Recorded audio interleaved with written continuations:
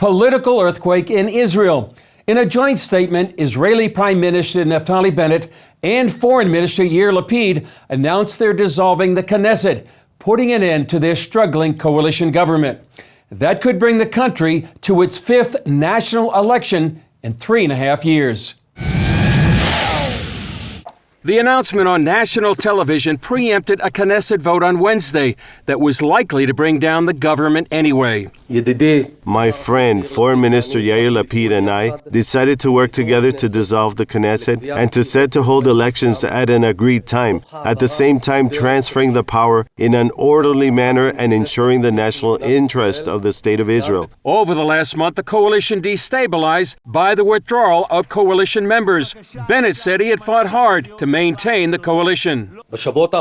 In recent weeks, we have done everything that could be done to preserve this government, which in our eyes, its continued existence is in the national interest. The decision transfers power to Lapid, who becomes prime minister and remains foreign minister during the transition. Elections are scheduled for October 25th. Lapid commended Bennett for putting the country's interests ahead of his own. Even if we're going to elections in a few months, our challenges as a state cannot wait. We must address the high cost of living, manage the struggle against Iran, Hamas, and Hezbollah, and face the forces that threaten to make Israel an undemocratic state. The government was the most diversified in Israel's history, uniting 8 parties, not only from the left and right, but for the first time, including an Arab Islamist party. Opposition leader Benjamin Netanyahu, who stands to gain the most, took the credit for the fall of the government. This is an evening of great news for the citizens of Israel. After a determined struggle of the opposition in the Knesset and great suffering of the public in Israel, it is clear to everyone that the most failing government in the history of the country has ended its way. Netanyahu charged that the government was dependent on a party that supported terrorists and vowed not to sit in a government with the Islamist party of Mansour Abbas. My friends and I will form a broad national government headed by the Likud, a government that will lower taxes, that will lower prices, will lead Israel to tremendous achievements, including expanding the circle of peace as we have already done, and above all, a government that will return the national pride to the citizens of Israel so that you can walk the streets with your head held high. For more on what the Israeli government decision means and what results Israelis might be looking at from elections, I talked with CBN News senior editor John Wagi. Well, John Wagi, CBN News senior editor, thanks for joining us. Tell us your analysis after this coalition government led by Prime Minister Naftali Bennett and Yair Lapid has fallen.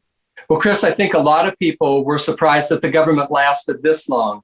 It was united in one issue, over one issue, and that is they didn't want Benjamin Netanyahu to be prime minister. And so with the dissolution of the government, now we have possibly a 3-month period where it looks like at the end of it all, if nothing changes, Netanyahu may be prime minister again. So it was pretty much destined to fail, I think.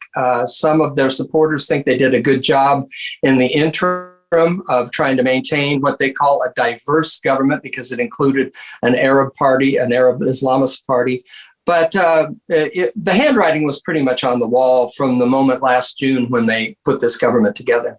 And it looks like now we might have a window. I mean, maybe it's just a few days because they vote on the dissolution next week, that Netanyahu could actually form a government. You know, that's what's going on behind the scenes, Chris. Many of the parties who were on the right, who might have aligned with Netanyahu, but decided last year to abandon him, now are saying there's no way that they will do it. But there are individual members of the Knesset that can break away from their party. And that we're seeing that in Yamina. That's what brought down the government in the first place, is Naftali Bennett's co-members of parliament abandoned him. So if that happens and Netanyahu could put together 61, it's still possible that Israel can avoid elections. And the target for that is very slim. But he's working it like crazy, and there are people behind the scenes, apparently Ayelet Shaked from the Yamina party, who are interested in doing just that, to spare the Israeli people from another election, the 5th one in 3.5 years. Talk to us about what's happened in the last year. Has the right parties, have they gained some strength? And what about, Israelis' views on who should be prime minister? Yeah, that's interesting, Chris. Yes, the right parties have gained strength, but the latest poll shows that if the parties were in their traditional alignment of right now, Netanyahu still wouldn't be able to form a government if this result were to take place 3 months from now. But 3 months is a long time. And the parties are, they have been gaining strength. And what you mentioned about the polls, consistently since June of 2021, the polls have shown that Netanyahu is far and away the preferred choice to be prime minister. And so under Israel's parliamentary system, it's been difficult for him to do that, but he's maintained a 17, 20-point edge all along. And even now, as ahead of the new prime minister in waiting, Yesh Atid leader Yair Lapid, Netanyahu leads him 37 to 21%, for instance. So he's got a wide lead of popular support to be prime minister. He just has to get through the parliamentary system to make it happen.